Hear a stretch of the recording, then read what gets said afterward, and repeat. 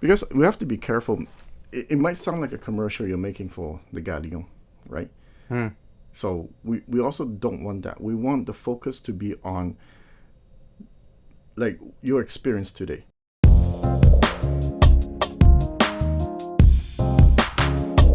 All right, guys, this is Thomas here. We have Bastien. He owns a YouTube channel too, and today he decided to drop by and film a collab video together. Now, before he came over, we were discussing what kind of video can we film together. And one thing that we thought about, and this idea we had, which is really cool, is this, okay? As you know, at my home, I have enough speakers to open up a store, right? I have high-end gear to affordable gear. And for Bastien, like you listen to high-end gear also, right? But today we were able to seriously A/B test entry-level gear versus high-end gear. And the question we had is, does price equal performance? Do we get more when we pay more? And I'm sure a lot of you at home will be like watching all these videos about us having these, crazy expensive amplifiers.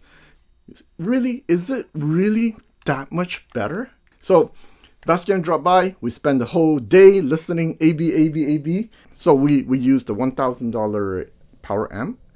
It's probably better if I don't mention what name is it.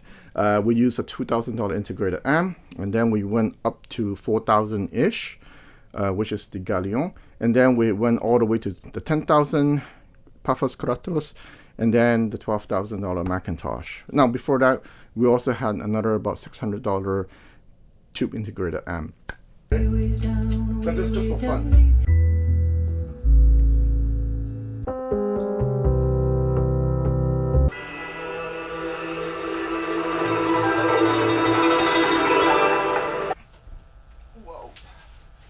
This thing is 68 pounds.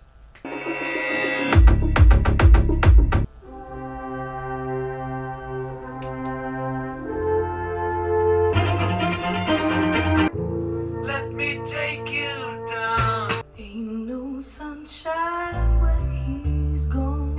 Hot right, I know where it hot right, I know where the clock fire shot on the clock.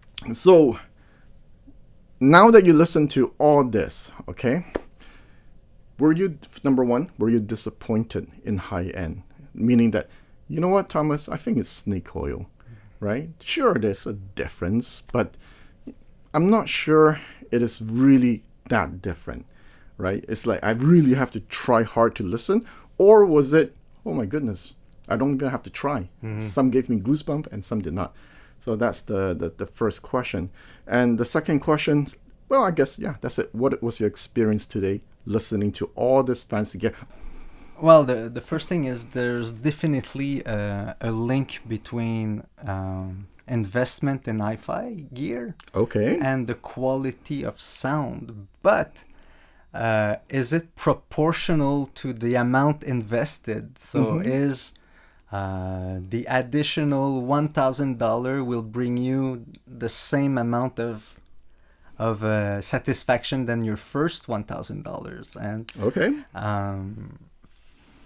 for my perspective, I think there's a decrease of return. There's definitely the high-end gear we tested was better, but was it that much better from the entry-level gear that was really good as well? The quality goes up fast, up to the Gallion, and after the Gallion, the quality increases, but not that much. Like, it's details, and you can be more involved in the music. You can get more immersion in the music with high-end gear, but the Gallion is already very high-end. I also let him listen to the Sibelius. Talk about the Sibelius too, all right? Because it's just for those naysayers, Sibelius has no bass, that's little 4-inch driver, what can it not do? True. It's crazy. Right? Crazy bass. The Sibelius have crazy bass. So let's start with the Sibelius. Yeah. You listen to it, the first second it powered on, what was your impression? Clarity. Purity, clarity, the right tonality. It's the closest thing you can get from the source, and there's no capacitor, and you see that where I was stunned, it was the bass coming out from the bottom, the little opening at the bottom of the Yeah, you should see him. He was crawling around the speaker, listening where's the bass coming from. And no, Sibelius has very good bass, and it's an impressive sound because it's extremely delicate, extremely light. You feel that there's no speaker or technology behind that. It's crazy. Okay, so I guess out of everything we tried today, that one gave you the most surprise. Can I say that, or can I not? I was here to listen to a lot of things. It was one of the surprise. Okay. I will surprise you as well by saying the Gallion was one of the surprise as well. Okay. And I'll say that because it answers your first question. Is it snake oil high-end gear? And it's not snake oil. You see an improvement in the sound the more you invest, but it's not a linear correlation. Okay. There's a diminishing return for sure. The first $1,000 that you invest in HiFi brings you more joy than the last one you spend. But I saw a huge improvement. And with the first $1,000 that we reached, so up to the Gallion, there was a clear improvement, and after the Gallion, there was still an improvement when you invest more. But the value of the Gallion was one of my surprise, and I'm saying that because you're in front of me, but I would say that if you would not be there. It's an impressive amp. I see. It might sound like a commercial you're making for the Gallion, right? So we also don't want that. We want the focus to be on like your experience today. But it's true though. It is true. The Gallion was the point where it becomes, the diminishing return just becomes very small, right? It is the truth. Yeah. No, seriously, the Gallion brings you high-end at a very affordable price. And that's what I got from the demonstration. The other amps that were lower than the less expensive than the Gallion were lower end a lot. So what is the biggest difference between, let's say, the $1,000 amp, the $600 tube integrated amp, and the $2,000 integrated amp, all the way, let's say if we compare those to the Patos, what is the biggest difference? Well, people are more used to visual than audio, so I'll use a visual analogy. Yeah. It's like a picture. That is printed, like if it's a very high resolution picture, you'll believe the picture and you'll feel the emotion from the picture. But if you see the grain, if you see the pixels, if you see everything, you lose the emotion of the picture. Okay. And that's what I get from low-end gear, is there's less information, less flavor, less resolution, and less speed, less performance. So you kind of believe less in the music. You immerse yourself less in the music when the gear is less good. It's more convincing when the gear is refined, sophisticated, fast, with like authority and everything. You let yourself, you abandon yourself in the music. Now you can abandon yourself in the music with, you don't need to spend $100,000 to abandon yourself in the music. But it's easier to abandon yourself in the music after $3,000 or $4,000, I would say, after listening to gear. You see, I would disagree in this sense. Okay, so it is true that after you A/B test stuff, that's where you go like, okay, my ability to suspend disbelief, right, is easier with high-end gear. That's true. Okay, but I think what we listened to today, the $2,000 integrated amp, I was as impressed, meaning that I felt like, oh darn, this sounds really, really good. If I never got a chance to listen to high-end gear, for me, this, hey man, it's good enough. Mm-hmm. I don't really need more than this. Mm-hmm. So my ability to suspend my disbelief is still there with the more affordable gear. Your own amplifier, right, is around 2,000-ish. Mm-hmm. Before you come listen to today's high-end gear, like, you were still able to immerse yourself into the music easily, right? Yes, but I could immerse myself more in a more expensive sound system. Okay, now that because you see the difference. Once you've seen the difference, once you've experienced the difference, you can believe more in it. I see.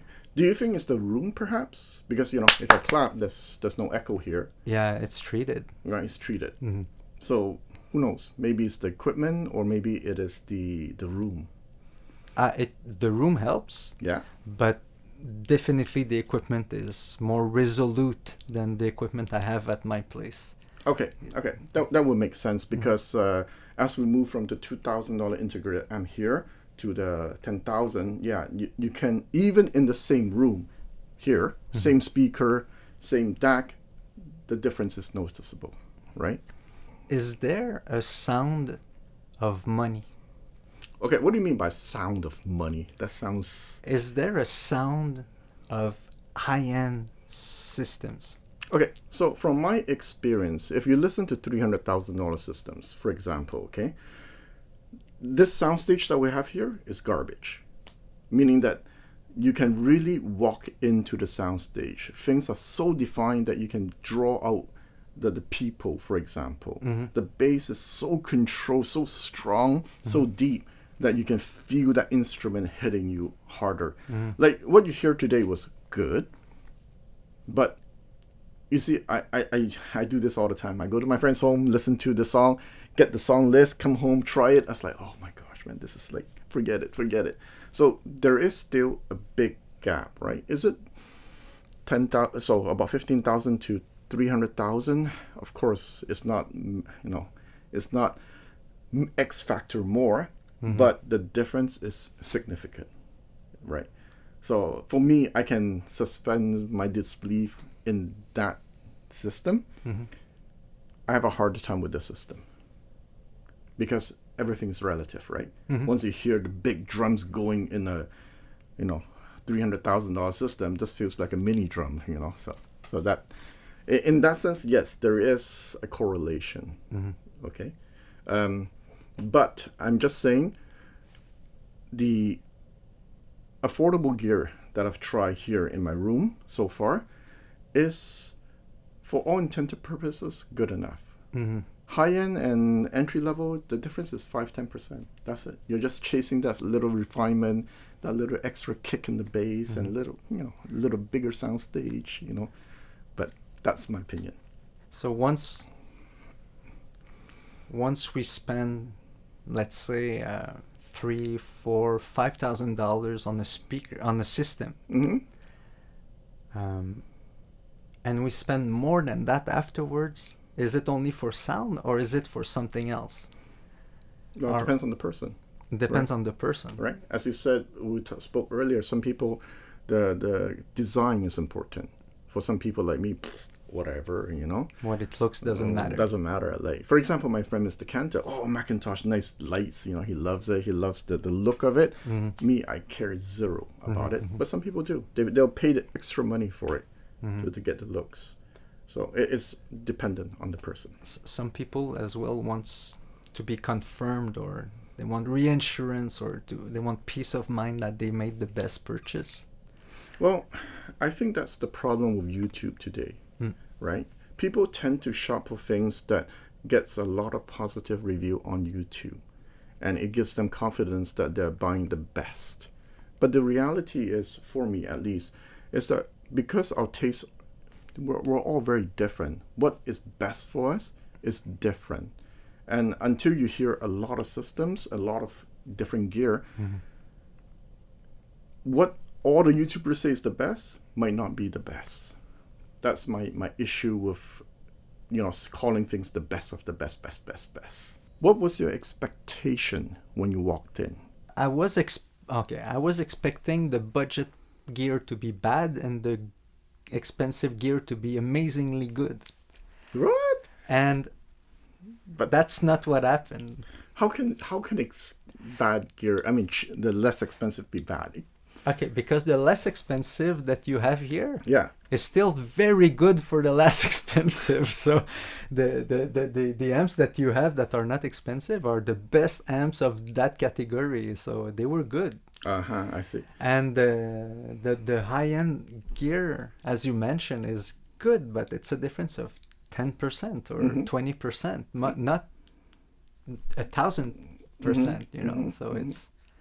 But here's the thing, right? As my friend Mr. Cantor always say, we spend tens of thousands of dollars chasing the last 5%. Yeah. The difference between can you believe or not believe is in that 5%. So although you can say it's just 5% difference, that 5% can mean as big as the Grand Canyon. Either you have it or you don't. Either you have goosebumps or you don't. Yeah, that's true. So is that your experience though today? My experience today was that goosebumps were accessible with the mid-level gear. Okay, so you already had goosebump listening to the mid-level gear. Yeah. Okay, but you did not have it when we put on that $600. No, the $600 amp didn't give me goosebumps. So. Okay. And I wanted the amp to give me goosebumps, but I could not believe the bass. Okay. That concludes our exchange on the value of hi-fi gear and its diminishing return. Thank you, Thomas, for the great time and for sharing with us your passion.